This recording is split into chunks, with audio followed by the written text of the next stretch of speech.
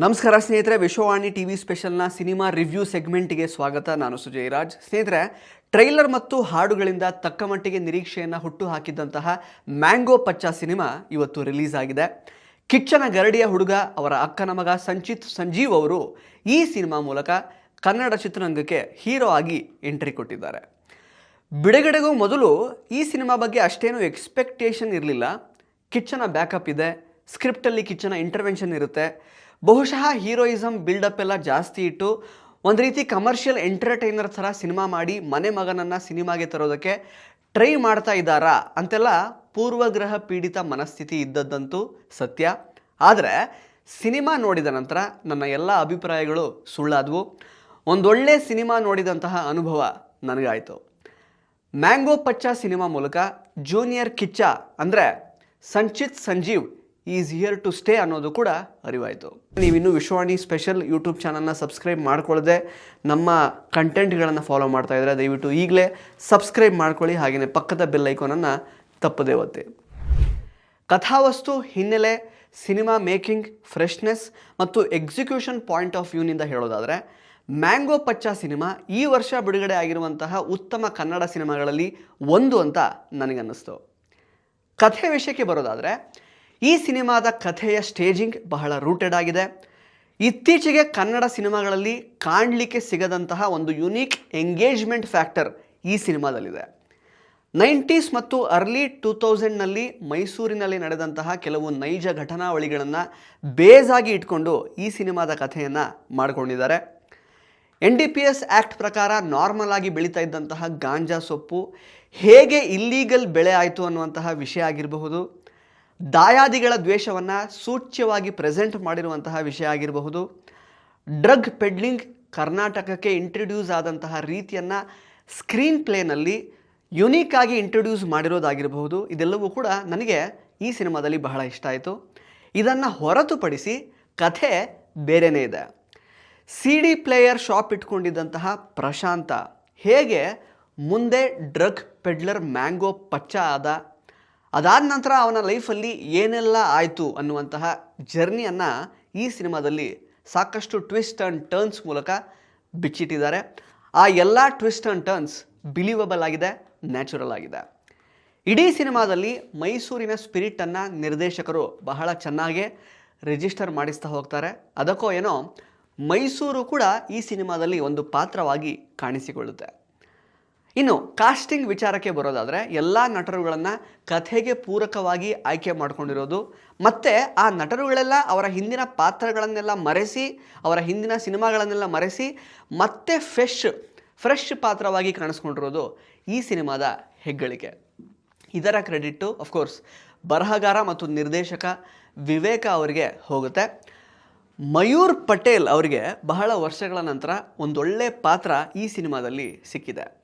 Writing ಚೆನ್ನಾಗಿದ್ದರೆ ಎಂತಹ seasoned actor ಕೂಡ ಮೇನ್ ಸ್ಟ್ರೀಮ್ ಆ್ಯಕ್ಟರ್ ಆಗಬಹುದು ಅನ್ನೋದಕ್ಕೆ ಮಯೂರ್ ಪಟೇಲ್ ಅವರ ಪಾತ್ರವನ್ನು ಟ್ರೀಟ್ ಮಾಡಿರುವ ರೀತಿಯೇ ಸಾಕ್ಷಿ.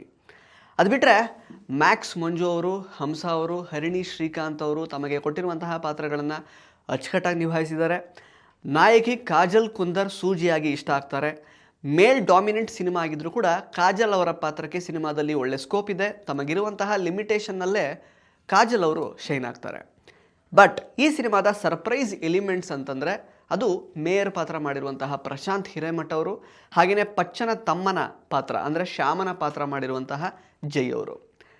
ಗ್ರೇ ಗೇಮ್ಸ್ ಸಿನಿಮಾದಲ್ಲಿ ನಾಯಕರಾಗಿ ನಟಿಸಿದ್ದ ವಿಜಯ್ ರಾಘವೇಂದ್ರ ಅವರ ಅಕ್ಕನ ಮಗ ಜೈ ಅವರು ಈ ಸಿನಿಮಾದಲ್ಲಿ ಒಬ್ಬ ಪ್ರಾಮಿಸಿಂಗ್ ಟ್ಯಾಲೆಂಟ್ ಆಗಿ ಹೊರಹೊಮ್ಮಿದ್ದಾರೆ ಅಂತಲೇ ಹೇಳ್ಬೋದು. ಹಾಗೆಯೇ ಮೇಯರ್ ಪಾತ್ರ ಮಾಡಿರುವಂತಹ ಪ್ರಶಾಂತ್ ಹಿರೇಮಠ ಅವರು ಕನ್ನಡಕ್ಕೆ ಸಿಕ್ಕಂತಹ ಮತ್ತೊಬ್ಬ ಉತ್ತಮ ಪೋಷಕ ನಟ ಅಂತ ಹೇಳ್ಬೋದು. ಇವರಿಬ್ಬರ ಪಾತ್ರವನ್ನು ನೀವು ಸಿನಿಮಾದಲ್ಲಿ ನೋಡಿ ಎಂಜಾಯ್ ಮಾಡಬೇಕಾಗತ್ತೆ. ನಾನು ಈ ಪಾತ್ರದ ಬಗ್ಗೆ ಹೇಳಿದ್ರೆ ಸ್ಪಾಯ್ಲರ್ ಆಗೋಗುತ್ತೆ. ಇನ್ನು ನಮ್ಮ ಹೀರೋ ಸಂಚಿತ್ ಸಂಜೀವ್ ಅವರಿಗೆ ಡೆಫಿನೆಟ್ಲಿ ಇದು ಪ್ರಾಮಿಸಿಂಗ್ ಡೆಬ್ಯೂನೇ. Starting from first frame to end frame ಕಂಪ್ಲೀಟಾಗಿ ಸಿನಿಮಾನ ಸಂಚಿತ್ ಅವರು ಓನ್ ಮಾಡ್ಕೊಂಡಿದ್ದಾರೆ. ಯಾವುದೇ ಸೀನಲ್ಲೂ ಕೂಡ ಇದು ಅವರ ಮೊದಲನೇ ಸಿನಿಮಾ ಅನ್ನೋ ಜರ್ಕ್ ಕಾಣಲೇ ಇಲ್ಲ. ಬಹಳ ಈಸಿಯಾಗಿ ಪಚ್ಚನ ಪಾತ್ರಕ್ಕೆ ಸಂಚಿತ್ ಒಗ್ಗಿಕೊಂಡಿದ್ದಾರೆ. ಆ್ಯಂಡ್ ಅವರ ಪಾತ್ರದ ರೈಟಿಂಗ್ ಕೂಡ ಅದಕ್ಕೆ ಪೂರಕವಾಗಿದೆ. ಹೀರೋ ಇಂಟ್ರೊಡಕ್ಷನ್ ತುಂಬ ನ್ಯಾಚುರಲ್ ಆಗಿದೆ. ಇಡೀ ಸಿನಿಮಾದಲ್ಲಿ ಸಂಚಿತ್ ಅವರು ಪ್ರಶಾಂತ್ ಅಲಿಯಾಸ್ ಪಚ್ಚನಾಗಿ ಒಂದು ಪಾತ್ರವಾಗಿ ಇಷ್ಟ ಆಗ್ತಾರೆ. ಎಲ್ಲೂ ಕೂಡ ಆ ಪಾತ್ರವನ್ನು ಗ್ಲೋರಿಫೈ ಮಾಡಿಲ್ಲ, ಅಥವಾ ಹೀರೋ ಗ್ಲೋರಿಫಿಕೇಷನ್ ಅಥವಾ ಸಂಚಿತ್ ಗ್ಲೋರಿಫಿಕೇಷನ್ ಆಗಿಲ್ಲ. ಪಾತ್ರದ ಗ್ಲೋರಿಫಿಕೇಷನ್ಗೆ ಏನೆಲ್ಲ ಬೇಕೋ, ಆ ಸ್ಕ್ರಿಪ್ಟಲ್ಲಿ ಏನೆಲ್ಲ ಅವಶ್ಯಕತೆ ಇದೆಯೋ ಆ ರೀತಿ ಮಾತ್ರ ಬಿಲ್ಡಪ್ಸು ಮತ್ತು ಆ ಪಾತ್ರದ ಗ್ಲೋರಿಫಿಕೇಷನನ್ನು ಮಾಡಿದ್ದಾರೆ.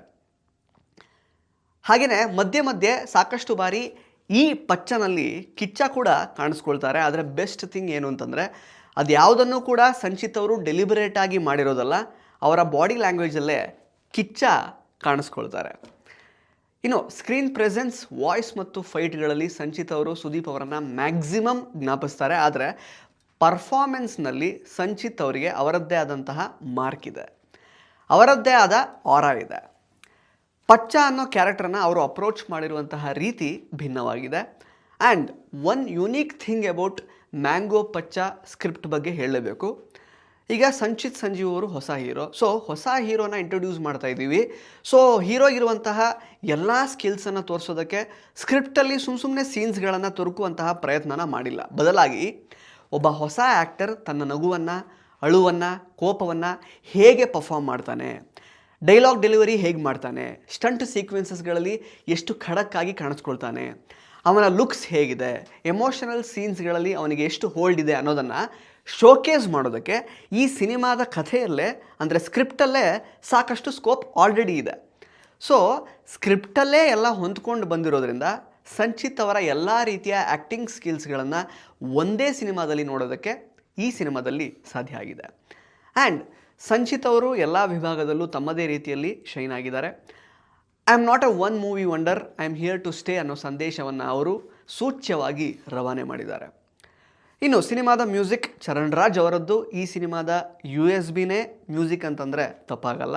ಮತ್ತೊಂದು ಸಲ ಚರಣ್ ರಾಜ್ ತಮ್ಮ ಮೆಟಲನ್ನು ಪ್ರೂವ್ ಮಾಡ್ಕೊಂಡಿದ್ದಾರೆ. ಇದು ಬಿಟ್ಟರೆ ಓಲ್ಡ್ ಮೈಸೂರನ್ನು ನೆನಪಿಸುವಂತಹ ಶೇಖರ್ ಚಂದ್ರು ಕ್ಯಾಮ್ರಾ ವರ್ಕ್ ತುಂಬ ಚೆನ್ನಾಗಿದೆ. ಎಡಿಟರ್ ಶರತ್ ವಸಿಷ್ಠ ಅವರ ಎಡಿಟಿಂಗ್ ಕ್ರಿಸ್ಪ್ ಆಗಿದೆ, ಆರ್ಟ್ ವರ್ಕ್ ಬಹಳ ಚೆನ್ನಾಗಿದೆ. ಫೈನಲಿ ಮ್ಯಾಂಗೋ ಪಚ್ಚ ಸಿನಿಮಾ ಮೂಲಕ ಒಬ್ಬ ಪ್ರಾಮಿಸಿಂಗ್ ರೈಟರ್ ಹಾಗೆಯೇ ಡಿರೆಕ್ಟರ್ ಆಗಿ ವಿವೇಕ್ ಅವರು, ಪ್ರಾಮಿಸಿಂಗ್ ಹೀರೋ ಆಗಿ ಸಂಚಿತ್ ಸಂಜೀವ್ ಅವರು, ಒಳ್ಳೆ ಕಂಟೆಂಟ್ನ ಬ್ಯಾಕ್ ಮಾಡಿರುವಂತಹ ಪ್ರಾಮಿಸಿಂಗ್ ನಿರ್ಮಾಪಕಿಯಾಗಿ ಪ್ರಿಯಾ ಸುದೀಪ್ ಅವರು ಹೊರಹೊಮ್ಮಿದ್ದಾರೆ. ಅಫ್ಕೋರ್ಸ್ KRG ಅವರು ಕೂಡ ಈ ಸಿನಿಮಾನ ಪ್ರೊಡ್ಯೂಸ್ ಮಾಡಿದ್ದಾರೆ. ಸ್ನೇಹಿತರೆ, ಸಿನಿಮಾದ ಡ್ಯೂರೇಷನ್ ಕೇವಲ 1 ಗಂಟೆ 35 ನಿಮಿಷ ಮಾತ್ರ. ಬಹಳ ದಿನಗಳ ನಂತರ ಕನ್ನಡದಲ್ಲಿ ಒಂದು ಒಳ್ಳೆ ಸಿನಿಮಾ ಬಂದಿದೆ. ಮಿಸ್ ಮಾಡಿದೆ ಈ ಸಿನಿಮಾ ನೋಡಿ. ಸಿನಿಮಾದ ಕ್ಲೈಮ್ಯಾಕ್ಸ್ನಲ್ಲಿ ಬರುವಂತಹ ಟ್ವಿಸ್ಟನ್ನು ಯಾರಿಗೂ ರಿವೀಲ್ ಮಾಡಬೇಡಿ. ಆ್ಯಂಡ್ ನನಗೆ ಗೊತ್ತು, ನೀವು ಮ್ಯಾಂಗೋ ಪಚ್ಚಾದಲ್ಲಿ ಕಿಚ್ಚನನ್ನು ಹುಡ್ಕೊಂಡು ಹೋಗ್ತೀರಾ. ನಿಮಗೆ ಕಿಚ್ಚನೂ ಸಿಗ್ತಾರೆ, ಹೊಸ ಪಚ್ಚನೂ ಸಿಗ್ತಾರೆ. ಧನ್ಯವಾದಗಳು. ಸ್ನೇಹಿತರೆ ನಮಸ್ತೆ. ಮಾತೃಭೂಮಿ ಸೇವಾ ಫೌಂಡೇಶನ್ ಸತತವಾಗಿ 15 ವರ್ಷಗಳಿಂದ ಸಾಮಾಜಿಕ ಕೆಲಸಗಳನ್ನ ಮಾಡ್ಕೊಂಡು ಬಂದಿದೆ. ನಮ್ಮಲ್ಲಿ ಅನಾಥ ಮಕ್ಕಳು ಮತ್ತೆ ಸೌಲಭ್ಯವಂಚಿತ ಮಕ್ಕಳಿಗೋಸ್ಕರ ವಿದ್ಯಾಭ್ಯಾಸ, ಊಟ, ವಸತಿ ಇನ್ನಿತರ ವಿಚಾರಗಳಲ್ಲಿ ಸಪೋರ್ಟ್ ಮಾಡ್ತಾ ಬರ್ತಿದ್ವಿ. ನಮ್ಮಲ್ಲಿ ಓದಂತಹ ಮಕ್ಕಳು ಇಂಜಿನಿಯರಿಂಗ್ 1 ಜನ, MBBS ಒಬ್ಬರು, LLB 3 ಜನ ಮಾಡಿ ಅವ್ರ ಜೀವನವನ್ನು ರೂಪಿಸ್ಕೊಂಡಿದ್ದಾರೆ. ಇನ್ನು ಈ ರೀತಿ ಇರುವಂತಹ ಅವಶ್ಯಕ ಇರುವಂತಹ ಮಕ್ಕಳಿಗೋಸ್ಕರ ಈಗ ಕೆಲವೇ ದಿನಗಳಲ್ಲಿ ನಾವು ಒಂದು ಬಿಲ್ಡಿಂಗ್ ನ ಲೋಕಾರ್ಪಣೆ ಮಾಡ್ತಿದ್ದೀವಿ.